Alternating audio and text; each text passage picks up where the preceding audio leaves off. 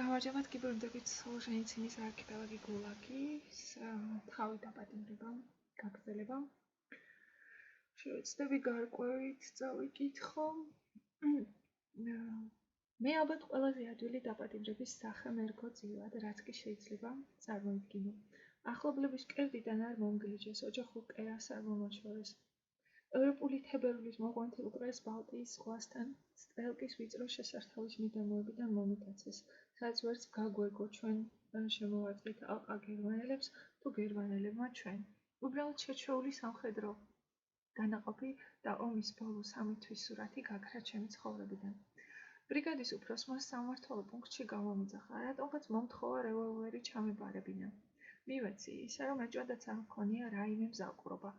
დაუცბად კუთხეში მდგარი ოფიცრების ამალიდან, რომელსაც აშკარა დაძაბულობა ეტყობოდა, რადგან გაშეშებულები მდუმარედ იდგნენ, 2 კონტრდაზვერვის აგენტი გამოვარდა. რამდენიმე ნახტომით გადმოჭრეს ოთახი და 4-ვე ხელი ერთდროულად სტაცეს, ვარსკვლავს ქუდზე, ეპოლეტებს, ქამარს, საველე ჩანთას, თან დრამატულად შესახეს. თქვენ დაპატიმრებული ხართ.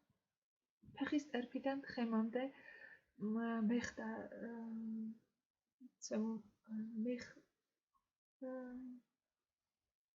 მეხდაკრულმა და თავზარდაცემულმა უფრო ჭკვიანური ვერაფერი მომიფიქრე გარდა მე?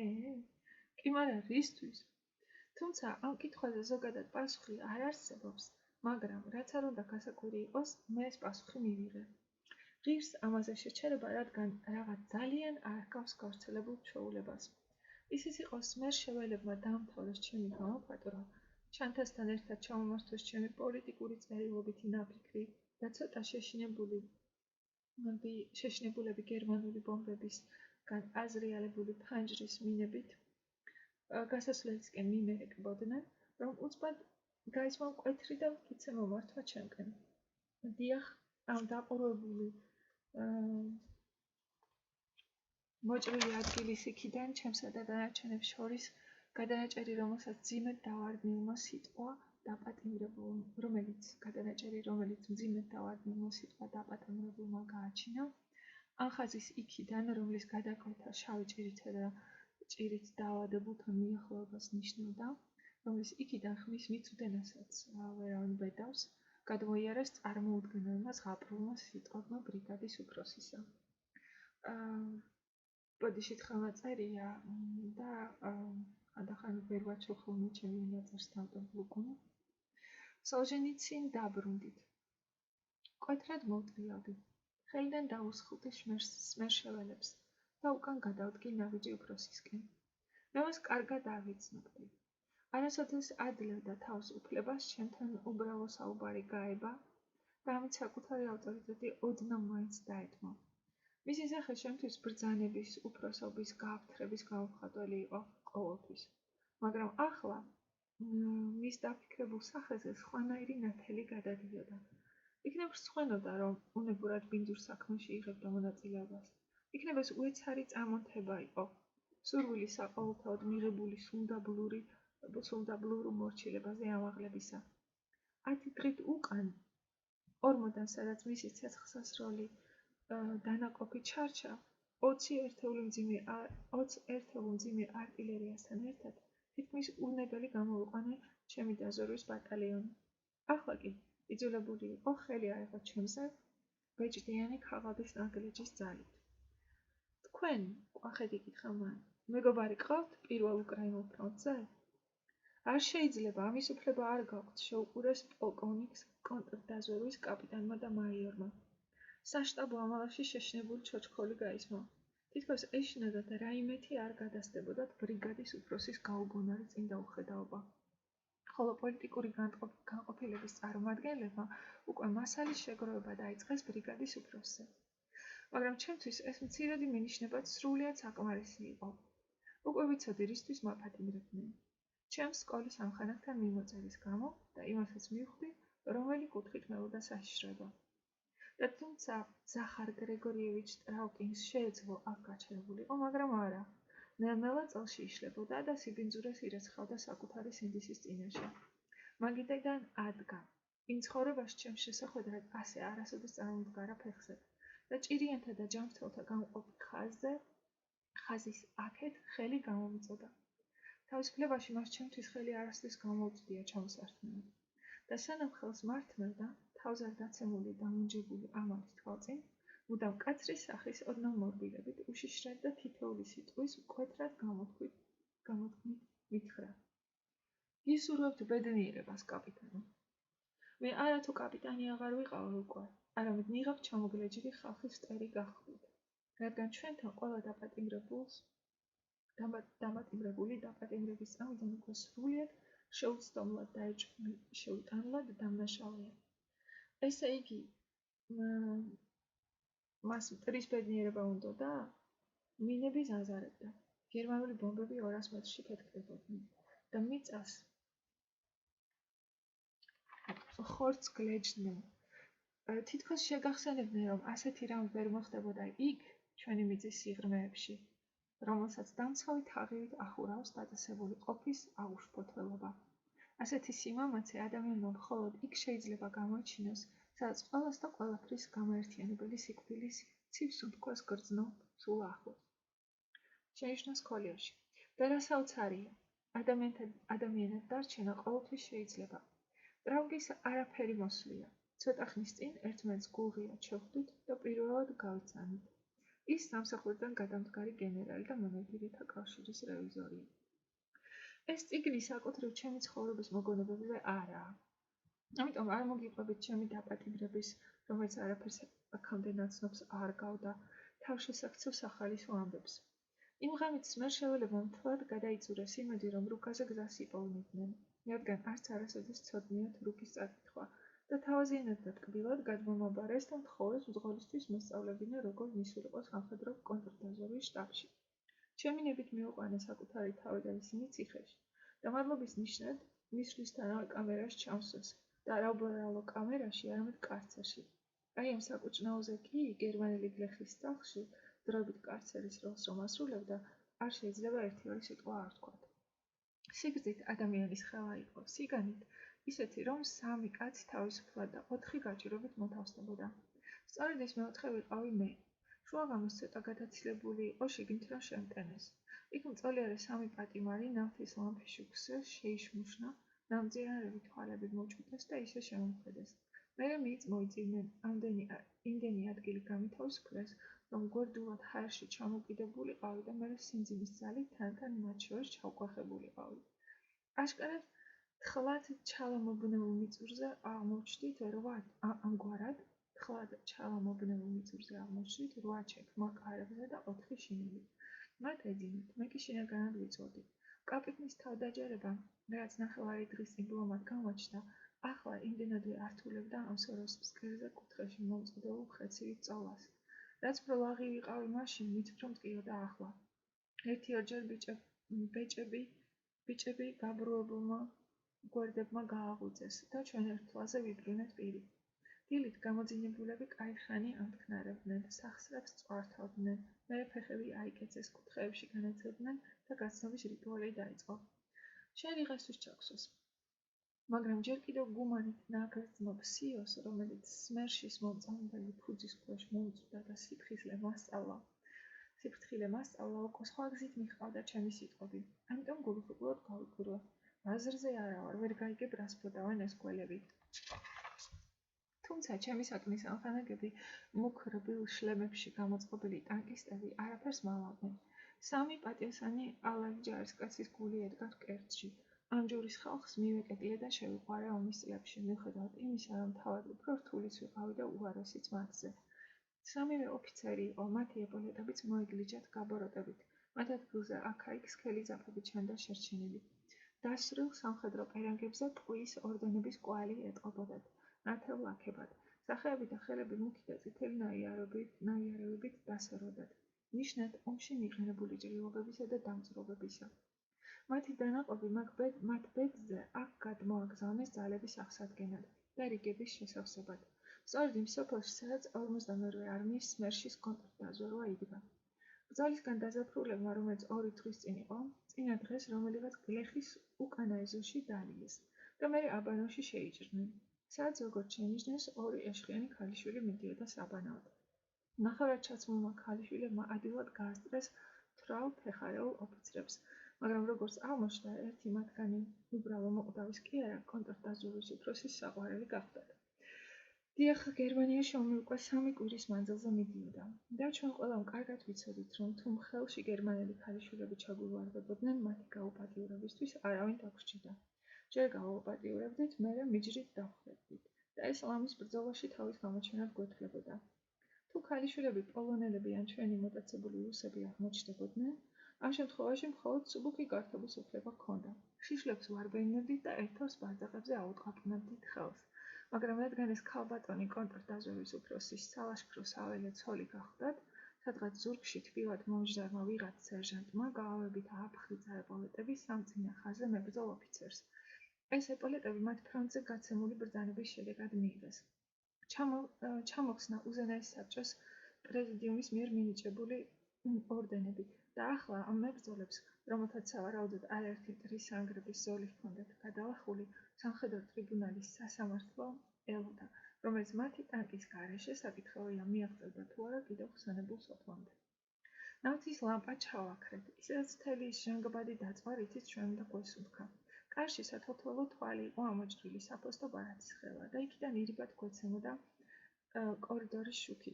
თითქოს იმანში აშფოთავა, რომ გაღვიძების შემდეგ საკანში თავი ძალიან ხალვათად არ გვეგრძნო, ეგრევე მეხუთე უსახით შემოგვიგდეს.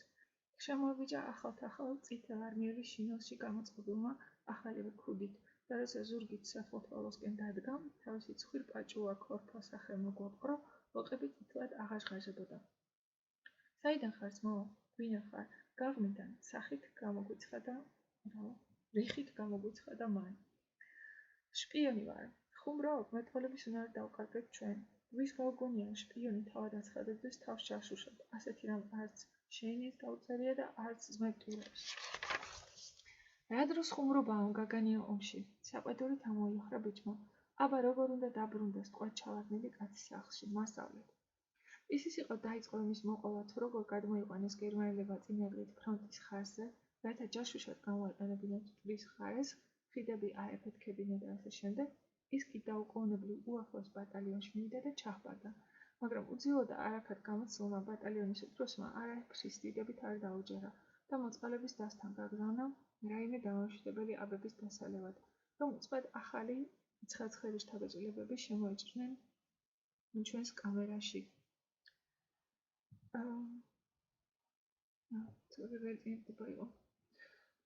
მოკლედ ის ამბავი ცალკე იყო და მე უცბად ახალი ცხელ შთაბეჭდილებები შემოეჭრნენ ჩვენ კამერაში, ის იყო დაიწყო იმის მოყოლა თუ ფაქტიების გაგრძელება იყო.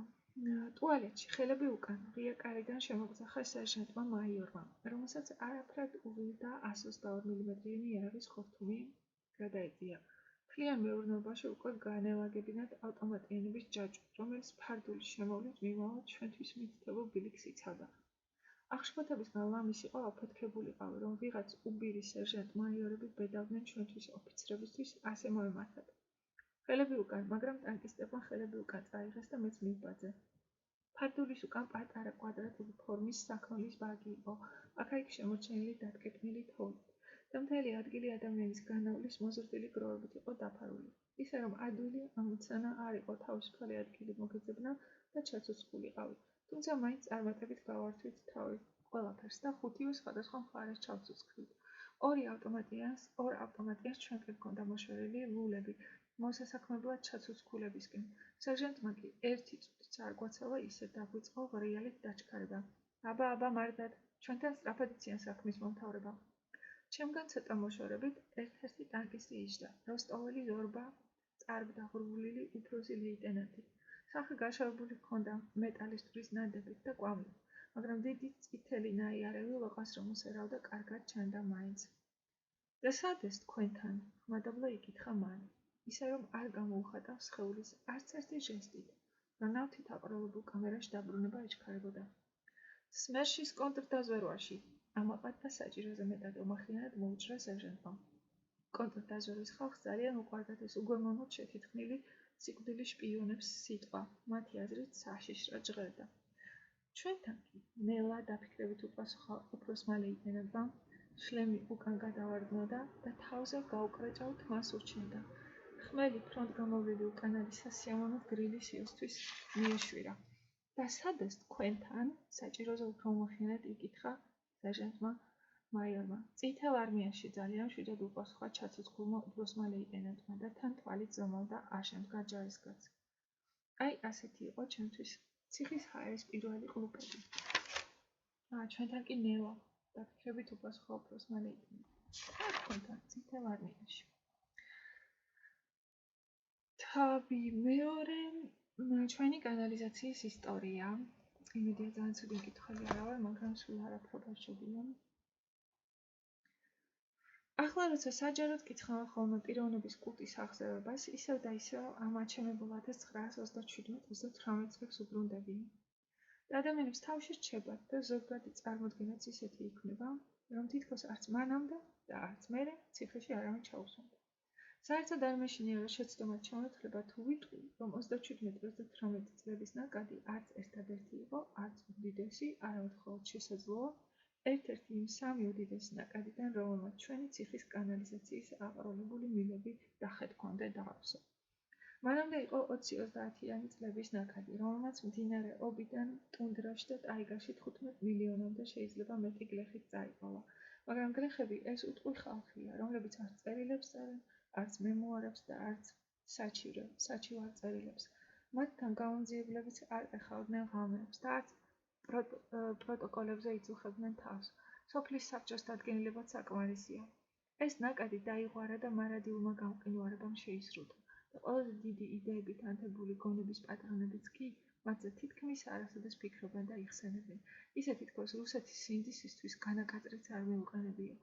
და არც სტალინს და არა მე და თქვენ ამაზე მძიმე დანაშაული არ ჩაგვიდენია. შემდეგ იყო 44-46 წლების ნაკადი. ძველი კეთილი ენისეიდან. ზანიაღვრე მილებით ერეკებოდნენ მთელ ერებს და სხვა ბევრ მილიონებს, რომლებიც ჩვენივე მიზეზით ტყვედ ნავყოფები გერმანიაში უკან დაბრუნდნენ. ეს სტალინი წვავდა ჭრილობას, რათა ჩქარა დაწყვილებულიყო და ერის სხეულისთვის მოდუნების ძალების აღდგენის ამოსუქვის საშუალება არ მიეცა. მაგრამ ამ ნაკადშიც უმეტესობა უბრალო ხალხი იყო, რომლებიც მემუარებს არ წერდნენ. ხო, 37 წლის ნაკადმა წაიყოლა და არქიპელაგზე გარიყა მაღალი სოციალური სტატუსის მქონე ადამიანები, პარტიული წარსულის განათლებული ადამიანები, რომელთა გარშემო ბევრი დაზარალებული დარჩა ქალაქებში და ზოგიერთ მათგანს კალამიც გააჩნდა. და ახლა ყველანი ერთად წერენ, იხსენებენ და ლაპარაკობენ. 37 წელი, სახალხო გლოვის ყველაზე დიდი მდინარე ვოლგა. აბა უთხარი ყირიმელ თათარს, კალმიკს ან ჩეჩენს 37. ისინი მხოლოდ ხრებს აიჩეჩავენ. რა არის ლენინგრადისთვის 37, როცა მანამდე 35 ნახა. ავტორნიკებს ან პრიბალტიკელებს ყველაზე მძიმედ 48-49 წლები დაუჯდოთ და თუ სტილისა და გეოგრაფიის ერთგულები დამცველები მისაყვედურებენ რუსეთის სხვა მდინარეები გამოტოვა, ეგ იმიტომ, რომ შენაკადები ჯერ არ დამისახელებია. მომეცით საკმარისი ფურცლებით, ამ შენაკადებიდან დანარჩენი მდინარეებიც გადმოედინებიან. ცნობილი ფაქტია, რომ უმოძრაობისგან ორგანოები ატროფიას განიცდიან. ესე იგი, თუ ვიცით, რომ ორგანოები ეს საზღარი სახელი თავად შეირქვეს, რომელსაც ხოტბას ასხამდნენ და ყოველივე ცოცხალზე სულიერზე უფრო მაღლა აყენებდნენ, საცეცებს არათუ კარგავდნენ, არამედ ახალ ახლებს ზრდიდნენ და კუნთოვან ქსოვილს ყვებავდნენ და აძლიერებდნენ, ადვილი მისახვედრია, რომ ისინი მუდმივად ვარჯიშობდნენ. მილებში მაჯის ფეთქვა იგრძნობოდა ან დაგეგმილზე მაღალი სიხშირის ან ცოტა სუსტი, მაგრამ ციხის კანალიზაცია ცარიელი არასოდეს რჩებოდა. ეს იყო სისხლი, ოფლი და შარდი, რადგან ჩვენგან სხვა არაფერი დარჩა, რომელიც გამუდმებით ეხეთქებოდა მის კედლებს. ისტორია ამ კანალიზაციისა წარმოადგენს ნიადაგ ერთი და იგივე ფაზების მონაცვლეობას, გადავსება და შემდეგ დინებით გაწმენდა, მხოლოდ დიდროობა სვლიდა წყალმარჩხობა და მერე ისევ დიდროობა. იყო ყველანაირი დინება, დიდი, პატარა ნაკადულები მოჩუქჩუხებდნენ ყოველი მხრიდან, წყაროები წვიმის წყლები სანიაღვრე სადინარებში და უბრალოდ ცალკეული ტეშვით დაჭერილი წვიმის წვეთები. ქვემოთ მოყვანილი თანამედროვე ანთოლოგია, სადაც ერთნაირად ანახსენები მილიონობით დაპატიმრებულების ნაკადებიც და უბრალო შემჩნეველი ათობით დაპატიმრებული პირისგან შემდგარი ნაკადულებიც, ძალიან არასრულია, ღარიბია, შეზღუდულია, რადგან მე არ შემწევს უნარი წარსულში გადავიდე, აქ უამრავი დამატებითი ინფორმაციაა საჭირო იმ ადამიანებისგან, რომელთაც იციან და ჯერ კიდევ ცოცხლები არიან. ამ ანთოლოგიაში ყველაზე რთული დაწყებაა, რადგან რაც უფრო ღრმად მიდივართ ათწლეულებში, მით უფრო ცოტა მოწმეა დარჩენილი. სახალხო გადმოცემა მიინაულა და ჩაქრა, ხოლო ჟამთ აღწერლების ქრონიკები ან არ არის, ან 9 კრიტიკშია გამოყიდილი. ამიტომ თქვათ სამართლიანი არ იქნებოდა აქ ერთ რიგში გაგვაყვანა განსაკუთრებული სისასტიკის წლები, სამოქალაქო ომი და პირველი მშვიდობიანი წლები, როცა შეწყალების იმედი უნდა ჰქონოდა. მაგრამ ჯერ კიდევ სამოქალაქო ომის ხსენება არსად იყო, როცა ცხადად გამოჩნდა, რომ რუსეთის მოსახლეობის შემადგენლობა ისეთი იყო, რომ აქ სოციალიზმზე ლაპარაკიც კი ზედმეტი იქნებოდა. ქვეყანა მოწამლული იყო, დიქტატურის ყველაზე პირველ დატყვმათაგან ერთ-ერთმა კადეტებს უძია. მეფის დროს რევოლუციის ინფექციის წყარო, პროლეტარიატის მეუფებისას კი რეაქციის წყარო. 1917 წლის ნოემბრის ბოლოს დამაარსებელი საბჭოს პირველი შეყრისას, რომელიც დროულად და სრულად არ შედგა, კადეტების პარტია კანონგარეში გამოაცხადეს და მათი ჩასმა დაიწყო. დაახლოებით იმავდროულად დამაარსებელი საბჭოს დაცვის კავშირის წევრების და ჯარისკაცული უნივერსიტეტების წევრების დაპატიმრება დაიწყო.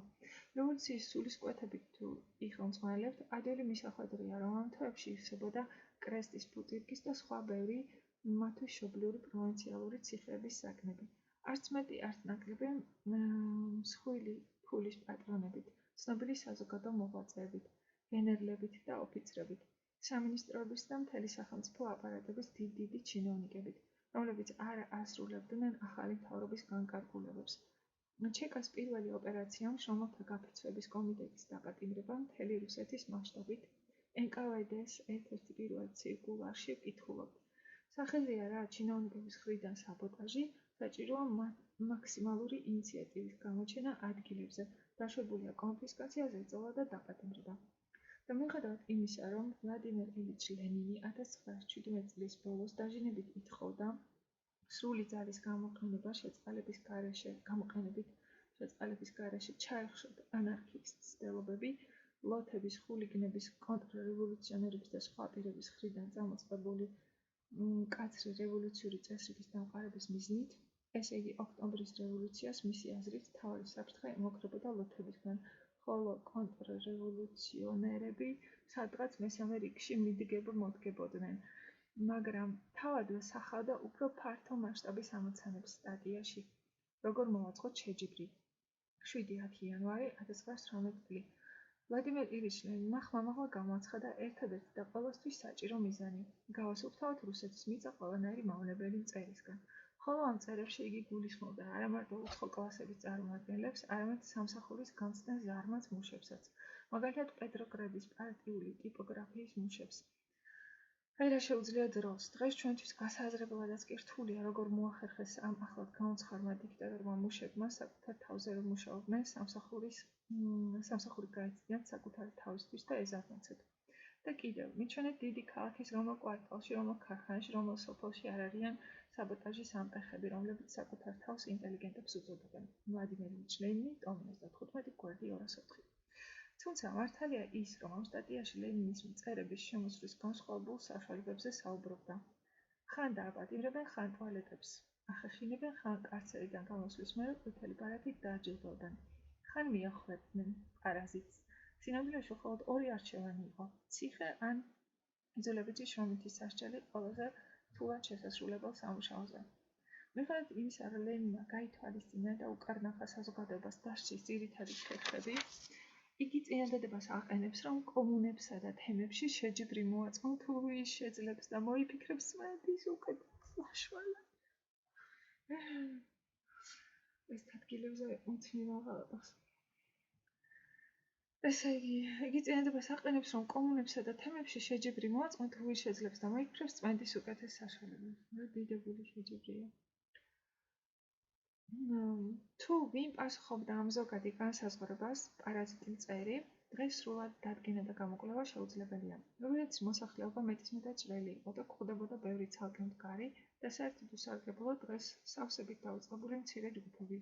მწერები იყვნენ მიწათმფლობელები, გაერთიანებული მეურნეობის წარმომადგენლები, ყველა უძრავი ქონების მესაკუთრე, საკმაო პარაზიტები მოიძებნებოდა გიმნაზიის მასწავლებლებს შორისაც.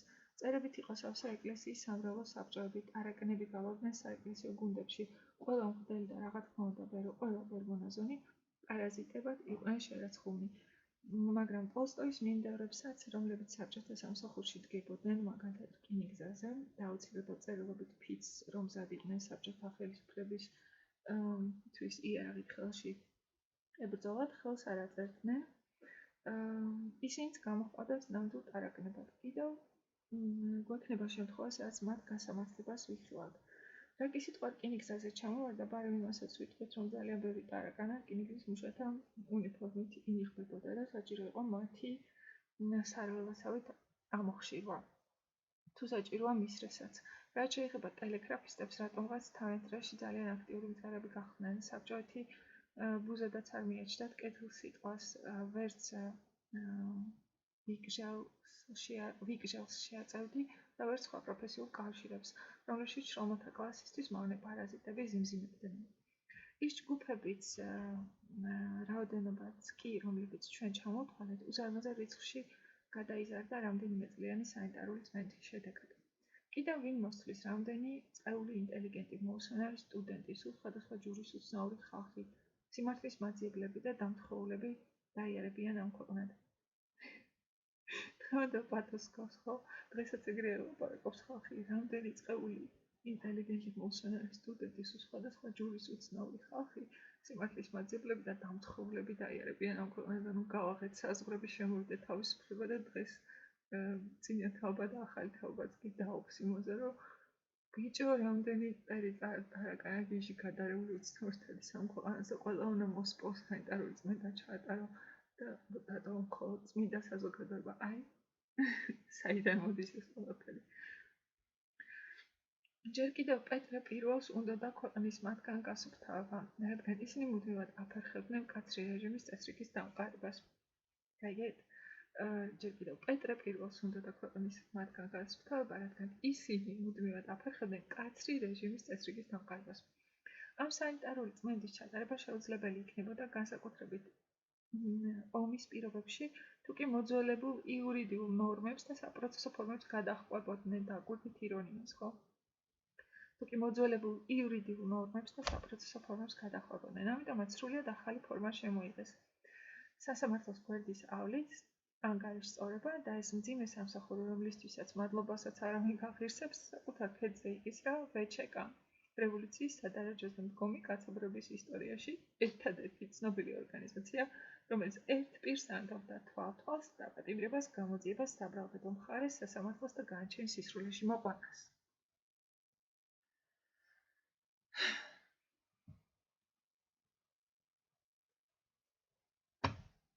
1918 წელს რევოლუციის კულტურული გამარჯვების დასაჩქარებლად დაიწყეს ღვთისმსახურებო წმინდა სამღვდელოების ძალების გამოფატვრა და შეფერთხვა და საეკლესიო ქონების ჩამორთმევა, დანგრეული და აოხრებული ეკლესია მონასტრების დასაცავად აქ-იქ სახალხო უკმაყოფილება იკეთებდა ხოლმე. უცბად დაარისხებდნენ ზარებს და მართლმადიდებლები გარბოდნენ ეკლესიის დასაცავად, ზოგი კედითაც. რა თქმა უნდა, ზოგი სხვა გამოსავალს არ უტოლებდა გარდა ადგილზე ანგარიშწორებისა. ზოგს კი აპატიმრებდნენ. ახლა როცა 1918 წლებზე დავფიქრდებით, ხოლმე საგონებელში გვაგდებს ერთი რამ. უნდა მივაკუთვნოთ თუ არა ციხისკენ მიმავალ ნაკადებს ყველა ის ადამიანი, ვინც ისე გასრისეს კამერაში შესვლა არ ეღირსა. რომელ გრაფას ჩავწეროთ ის ხალხი, რომელთაც ციღარების კომიტეტები სოფლის საბჭოს საფარქვეშ აქრობდნენ ადგილიდან ან უკანა ეზოში ხვდებდნენ. ის შეთქმულების მონაწილეები, რომელთაც ფარდა ერთი მეორის მიყოლებით და ჯგუფ-ჯგუფად ეხდებოდა თითოეულ გუბერნიაში, თითო მანძ, ორი რიაზანული, კოსტრომული, ვიჩნევოლოს ველიჟური, რამდენიმე კიევური, რამდენიმე მოსკოვური, სარატოვული, ჩერნიგორული, ასტრახანული, ხულიგნური, სმოლენსკური, ბობრუისკური, ტამბოვური, ველიკორუსული და ასე შემდეგ. ასწრებდნენ კი არქიპელაგის მიწაზე ფეხის დადგმას და თუ ვერ ასწრებდნენ, ამიტომ არ უნდა მიიჩნიოთ ჩვენ ძიების საგნად. თუ არ ჩავთვლით ცნობილ ჩახშობილ ამბოხებებს, როგორიცაა იაროსლავური, მურომსკის, რიბინსკის, არზამასკის, ზოგიერთ მოვლენაზე მხოლოდ ერთი რამ ვიცით. მაგალითად, დახვრეტა კოლპინსკში 1918 წლის ივნისში. რა იყო ეს? ვინ დახვრიტეს? და სად ჩავწეროთ? რომელ სიაში? ამაზე უფრო რთული გადასაწყვეტი კიდევ ეს მეორე საკითხია. ათობით ათასი მძევალი, რომელთათვის არც პირადი ბრალი წაუყენებიათ და ფანქრითაც არ მიუჯღაბნიათ მათი გვარები არსად. მშვიდობიანი მოსახლეობა, რომლებიც აიყვანეს და დახვრიტეს, მტრის და აღელებული ბრბოს შესაშინებლად ან შურის საძიებლად. სად ჩავწეროთ ეს ხალხი? ციხის ნაკადებში თუ სამოქალაქო ომის ბალანსზე? 30.08.1918. დამოყოლებული NKVD-მ გასცა ბრძანებულობა დაუყოვნებლივ დაეპატიმრებინათ ყველა მემარჯვენე ესერი, ხოლო ბურჟუაზიიდან და ოფიცრობიდან დიდი რაოდენობით მძევლებიც მიეყოლებინათ ზედ. ეს იგივეა, რომ მაგალითად ალექსანდრა ულიანოვიჩ-კუფის აყვანის შემდეგ მარტო ის კი არა, მთელი რუსეთის სტუდენტები და მიწათმფლობელები ის დიდი რაოდენობას დაეპატიმრებინათ. ამას ძალიან ღიად და პირდაპირ ხსნიდნენ. ლაცისი გაზეთი წითელი ტერორი, გაზეთი არსებობდა წითელი ტერორი, 1918 წლის ნოემბერი. ჩვენ ომი ცალკეულ ადამიანებთან არ გვაქვს. ჩვენ უნდა გავწყვიტოთ ბურჟუაზიის თლიანი კლასი. ძიებისას ნუ დაუწყებთ დევნას, მტკიცებულებას და საბუთებს, რომ ბრალდებული საქმით ან სიტყვით საბჭოს წინააღმდეგ იღვწოდა. პირველი და ერთადერთი კითხვა, რომელიც უნდა დაუსვათ, არის, რომელ კლასს ეკუთვნის. რა ოჯახური წარმომავლობისაა, აღზრდა და განათლება და პროფესია. სწორედ ამან უნდა გადაწყვიტოს ბრალდებულის ბედი. ამაშია სწორედ წითელი ტერორის არსი და დანიშნულება. ძალიან აუღედი, როგორც ვჩვია ხოლმე სოლჟენიცინის კითხვაში. თავდაცვის საბჭოდ დადგენილების მიხედვით 15.02.1999-დან ცხადია ლენინის თავმჯდომარეობით ჩეკას და NKVD-ს თავაზობენ მძევლად აიყვანონ გლეხები იმიდან, სადაც რკინიგზის თოვლისგან გაწმენდა თქვა დამაკმაყოფილებლად არ მიმდინარეობს. იმ საბაბით, რომ თუ თოვლს არ გახვედენ, მძევლებს დახვედენ. ეს NKVD-ს დადგენილებით 1920 წლის ბოლოდან ნებადართულია მძევლებად სოციალ-დემოკრატების აყვანაც. მაშინაც კი თუ დაკვირვების არეალად ვიწრობ პროფილის არაფრით გამორჩეულ დაპატიმრებებს ავირჩიოთ, აუცილებელია მაინც აღვნიშნოთ, რომ 1918 წლის გაზაფხულიდან უკვე წამოვიდა მრავალწლიანი უწყვეტი მიაღვარი მოღალატე სოციალისტებისა. მთელი ეს პარტიები, ესერები, მენშევიკები, ანარქისტები, სახალხო სოციალისტები ათწლეულების განმავლობაში თავს რევოლუციონერებად გვაჩვენებდნენ, სახიობა იყო და მეტი არაფერი. კატორღაშის განზრახ მიდიოდნენ სინამდვილეში ყველა თვალთმაქცეულდა და მხოლოდ რევოლუციის ერთბაშად წამოსულმა ახალმა აფეთქებამ ახათა ფარდა ამ სოციალისტი მოღალატების ნამდვილ ბურჟუაზიულ ხასიათს და რა თქმა უნდა სრულებით ბუნებრივი იყო, რომ მათი დაპატიმრება დაეწყოთ. მალე კადეტებსაც მიაკითხეს. დამაარსებელი საბჭოს სული შეუბერეს, პრეობრაჟენსკის და სხვა პოლკები განაიარაღეს და აქ-აქ დაპატიმრებებიც დაიწყეს. თავიდან ნელ-ნელა შეპარვით ესერების და მენშევიკების ხოლო 1918 წლის 14 ივნისიდან, როცა ყველა საბჭოდან გარიცხეს, დაპატიმრებები უკვე გახშირდა და ხმარშეწყობილი გახდა. 6 ივლისიდან მოყოლებული იგივე გზას გაუყენეს მემარცხენე ესერებიც, რომლებიც ხებზე უფრო მზაკვრულად და დიდხანს გვაჩვენებდნენ თავს პროლეტარიატის ერთადერთი შემდგომ წამოსული პარტიის მოკავშირეებად. მას მერე საკმარისი იყო რომელიმე ქარხანაში ან ქალაქში მუშებს გაფრთხა მოეწყოთ. ასეთი მღელვარება ბევრი წამოვიდა უკვე 1918 წლის აპრილში, 1921 წლის მარტში მუშათა გაფრთხილმა შეერყეს პეტროგრადი, მოსკოვი, მერე კრონშტადტი და მიიღეს ნეპი, ახალი ეკონომიური პოლიტიკა. მთავრობა დათმობებზე მიდიოდა ბრბოს დასამშვიდებლად, აკმაყოფილებდა მუშათა სამართლიან მოთხოვნებს, ხოლო ჩეკა ღამღამობით უჩუმრად ძირქავდა მენშევიკებს და ესერებს, როგორც ამ მღელვარების ჭეშმარიტ წამოწყებებს.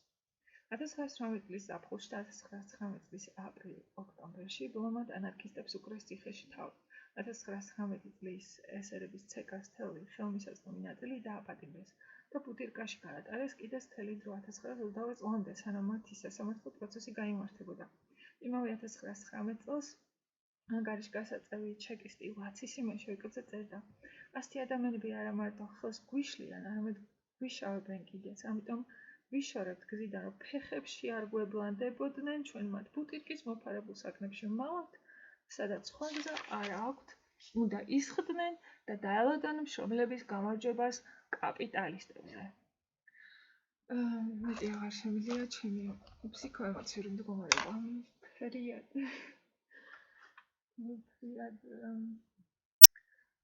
მდგომარეობაშია.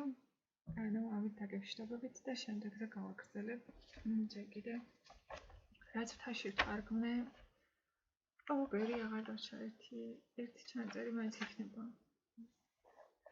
თარგმანი რა რთულია, წაკითხოს რთულია თარგმანი. დროებით კარგად ზანდებოდეთ.